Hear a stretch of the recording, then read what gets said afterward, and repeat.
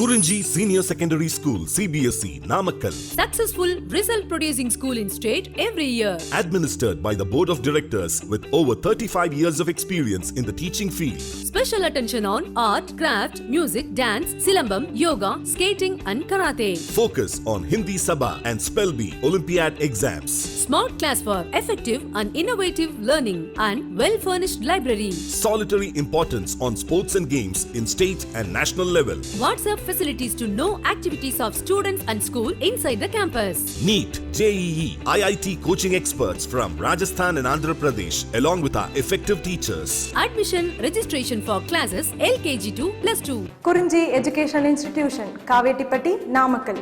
Admission in progress. CBSE, KG to 12, contact 9025895176. Metric 6 to 12, contact 9344567484. For online admission, log on to www.kurunjischoolnkl.in. In continuation to the last class, in this class we are going to discuss about calorimetry. After completion of that, we are going to discuss one example problem based on that calorimetry and especially principle of calorimetry. That is what heat lost by a hot body is equal to heat gained by a cold body. Right. First we will discuss calorimetry. After completion of that, we will go for next continuation. See here. First of all, try to understand what is calorimetry. Right. So calorimetry means measurement of heat. Thermometry means measurement of temperature. So here calorimetry means measurement of heat. Even before going to enter into the calorimetry, I will discuss to you some of the information. Based on that, you will get the importance of measurement of heat. Measurement of heat, right? For example, if you take a system, so that is what a collection of objects or collection of some of this, for example, like gaseous molecules, okay, whatever it may be. So, for example, now you consider a system when it is said to be isolated, when there is no exchange or transfer of heat occurs between that particular system and the surroundings, then it is said to be isolated. Okay, right. See here, two things we have to understand. First one is system. For example, if you take a flask, coffee, tea, we are going to keep storage, to make it to continue for heat for certain time, right? See, that is that whole flask you can consider as a one particular system. Otherwise, when you are sitting in the classroom, if you close the door, right, that is also the example of one particular system.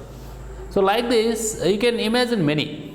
Okay, see here the important point is what is isolated system. What is isolated system? So when a system is said to be isolated, when there is no exchange or transfer of heat occurs between the system and the surroundings. For example, if you take classroom as a system, what are the surroundings? See, what is there in the surroundings? Air molecules, right? In that surroundings, air molecules are there. You can create one classroom without any air molecule, that is what vacuum, that will be different, right? So if you take any one particular system, in that surroundings generally air molecules occupies. So surroundings temperature and the temperature inside the system, okay, and heat energy outside and heat energy inside. So if you see a particular system in this aspect, when there is no exchange or transfer of heat between the systems and surroundings, then that system is said to be isolated system. Okay, right. Now, when different parts of an isolated system are at different temperature, a quantity of heat transfers from the part at higher temperature to the part at lower temperature. This is what the fact which is going on inside the system. What he is saying, Inside the system, if different parts of the system are at different temperatures, then automatically heat energy flows from a point at high temperature to the point at low temperature. Okay, that is one thing. And here the heat lost by the part which is at high temperature is equal to the heat gained by the part which is at lower temperature, okay, that's what. So three things I told you, including what is system. I told you four important points. First of all, what is a system, right? So if you take a thermostat, that is like a system, and if you take a classroom, that is like a system, right? So you can imagine one particular system, right? What is isolated system means? When there is no transfer of heat from its surroundings to the system inside, or from inside system to the surroundings, then that system is said to be isolated. That is second point. Third point is, in one particular system, different parts are at different temperatures, means heat energy flows from a body at high temperature, from a part at high temperature to the part at lower temperature. Third point. Fourth point, last point is, when there are different parts present in one system with different temperature, then heat lost by the part which is at high temperature is equal to heat gained by the part which is at lower temperature. Okay, right. These are 4 points complete. Now we are going to see calorimetry means measurement of heat. Calorimetry means measurement of heat.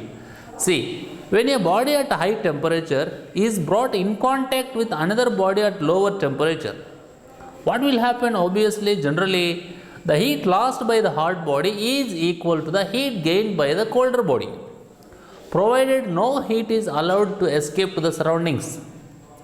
Here, the sentence indicates the importance of law of conservation of energy. See, provided no heat is allowed to escape to the surroundings. Okay, this is the important point, this point is very important for us to understand the strength of the statement. What is the statement? When a body at high temperature is brought in contact with another body at low temperature, the heat lost by the hot body is equal to the heat gained by the colder body, provided no heat is allowed to escape to the surroundings. Right. Next, a device in which heat measurement can be made is called a calorimeter. A device in which heat measurement can be made is called a calorimeter. That is what calorimeter. Right. So calorimetry is like the name of the branch where we are measuring heat. Calorimeter is a device. So calorimeter is a device in which heat measurement takes place. A device in which heat measurement can be made is called a calorimeter. Next, it consists a metallic vessel. See, he is talking about the device now. So he is going for description of that particular device, like construction also you can say. It consists a metallic vessel. So calorimeter consists a metallic vessel and a stirrer of the same material like copper or aluminium. Right. This vessel is kept inside a wooden jacket. The vessel is kept inside a wooden jacket which contains heat insulating materials. Like glass, wool, etc. The outer jacket acts as a heat shield.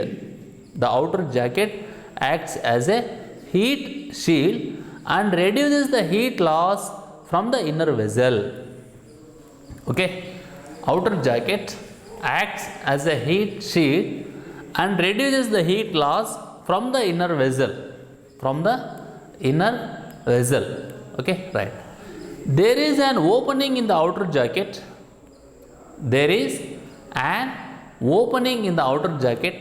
Through which a mercury thermometer can be inserted into the calorimeter. There is an opening in the outer jacket through which a mercury thermometer can be inserted into the calorimeter. That is what we need to measure. No, we need to measure the amount of heat energy contained by the contents which are present inside the calorimeter. For that purpose, we need thermometer. You know the formula Q is equal to ms delta T. So the quantity of heat energy is equal to mass, and the product of mass and specific heat capacity of the contents which are present inside the calorimeter, right? And then temperature difference, that is what delta T. Okay, so by knowing all these things, you can calculate the quantity of heat energy possessed by the contents which are present inside the calorimeter. Right? That purpose we need thermometer. So that thermometer we inserted through a hole or opening, whatever it may be, inside to the calorimeter. That's what he is saying. There is an opening in the outer jacket through which a mercury thermometer can be inserted into the calorimeter. Okay, right. Now we are going to discuss one example problem, that is what example 11.3. This example provides a method by which the specific heat capacity of a given solid can be determined by using the principle. That is what heat gain is equal to the heat lost. Just now I told you. See what is calorimeter? A device in which heat measurement can take place. How to measure the heat? The formula, mathematical formula Q is equal to ms delta T. Okay, m into s into delta T, right? Okay. Mass is okay. That's what you can measure by using physical balance, right? Or generally usually physical balance. With the help of physical balance, you can measure mass of the contents which are present inside the calorimeter. Okay, right? So if you know the specific heat, it's enough, because the temperature difference or the temperature of the contents which are present inside the calorimeter can be measured by using thermometer. So if you know all these things, then automatically you can find out the heat energy possessed by the contents which are present inside the calorimeter. Okay, but here we are also using the principle, that is very important. Heat gain equal to the heat lost. So generally heat gained by the cold body and heat lost by the hot body. Right, now we are going to see the next example to understand the situation, what is happening with the help of calorimeter in our thermal properties of matter chapter, as well as in our daily life. See here, a sphere of aluminium of 0.047 kg placed. A sphere of aluminium of 0.047 kg placed for sufficient time in a vessel containing boiling water. I'll repeat once again. A sphere of aluminium of 0.047 kg placed for sufficient time in a vessel containing boiling water. Okay, so that the sphere is at 100 degrees centigrade. See, what is the temperature of boiling water? Usually 100 degrees centigrade, no?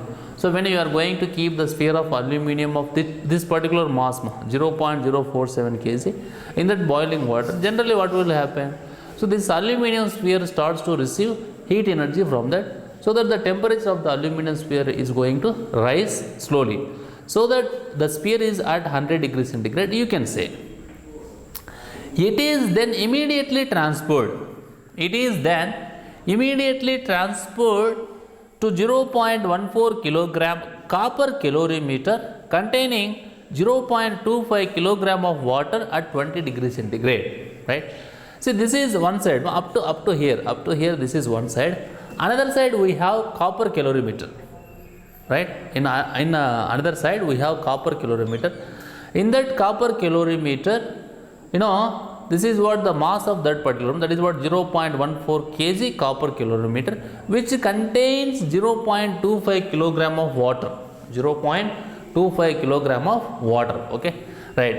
So into that water we transport the aluminum sphere which has the temperature at 100 degrees centigrade immediately without, because if you do somewhat slow means what will happen, the heat energy is going to received by the air molecules while transferring from, this is what the vessel which contains boiling water, their aluminum sphere is present of 100 degrees centigrade temperature which has to the calorimeter. That's why immediately we have to transfer. Now the temperature of water rises. See, the temperature of 0.25 kg of water which is present in the calorimeter is going to rise. See, the temperature of water rises and attains a steady state at 23 degrees centigrade, at 23 degrees centigrade, right? Now calculate the specific heat capacity, calculate the specific heat capacity of aluminium. So finally we have to calculate the specific heat capacity of aluminium. Okay, right. Now we are going to see the answer. See here. In solving this example, we shall use the fact that at a steady state, heat given by an aluminium sphere will be equal to the heat absorbed by water and calorimeter. This is the fact now, and it is the basic point to understand the entire answer, entire problem. Okay, see, first there is a boiling water. So generally boiling water means 100 degrees centigrade. We transferred an aluminum sphere of mass 0.047 kg into that boiling water. Then this aluminum sphere absorbed heat energy from boiling water and the temperature of aluminum sphere became as 100 degrees centigrade. Okay. In another side, there is a calorimeter of mass 0.14 kg and in that 0.25 kg of water is present at 20 degrees centigrade.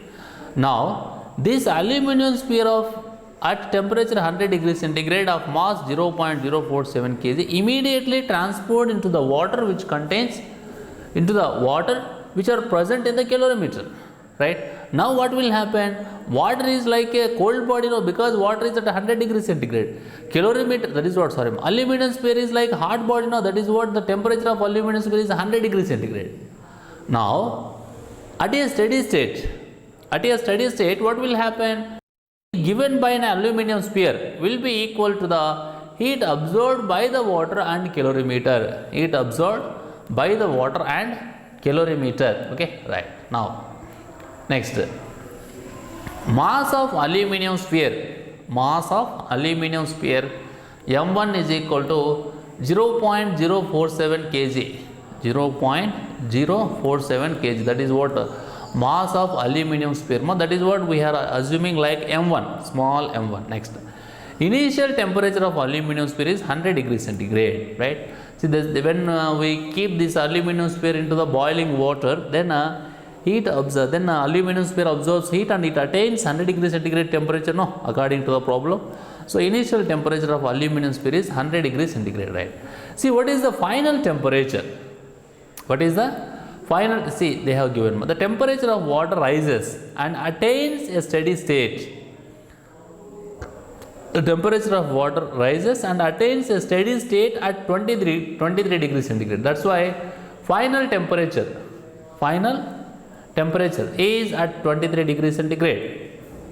What is the change in temperature? 100 degrees centigrade minus 23 degrees centigrade, which is equal to 77 degrees centigrade. Okay, now let specific heat capacity of aluminum be SAL, that's we are going to find. Now the amount of heat lost by the aluminum sphere, that is what general formula, ms delta T. Okay, that is what m1 because it is the mass of aluminum sphere. SAL, that is the specific heat capacity of the aluminum. Delta T, temperature difference, right? 0.047 into SAL into 77 degrees centigrade, that is what delta T. Next, mass of water 0.25 kilogram. Mass of calorimeter m3 is equal to 0.14 kilogram. Next, initial temperature of water and calorimeter 20 degrees centigrade. See here, 20 degrees centigrade. Okay, all right. Final temperature of the mixture, this is what 23 degrees centigrade here. Final temperature of the mixture is 23 degree centigrade, right? Now change in temperature. See, first temperature is 20 degree centigrade. You put 23 degree centigrade. Regarding the water I am talking. Then what is the change in temperature? 3 degree centigrade. Change in temperature will become like 3 degree centigrade. Now, okay, 3 degree centigrade. Now, specific heat capacity of water. Specific heat capacity of water is 4.18 into 10 to the power of 3 joule per kg per Kelvin. Okay, it is like constant value. Next, specific heat capacity of copper calorimeter. Specific heat capacity of copper calorimeter, right? That is what the specific heat capacity of copper calorimeter. Here I didn't write, that is also like a constant value. That is 0.386.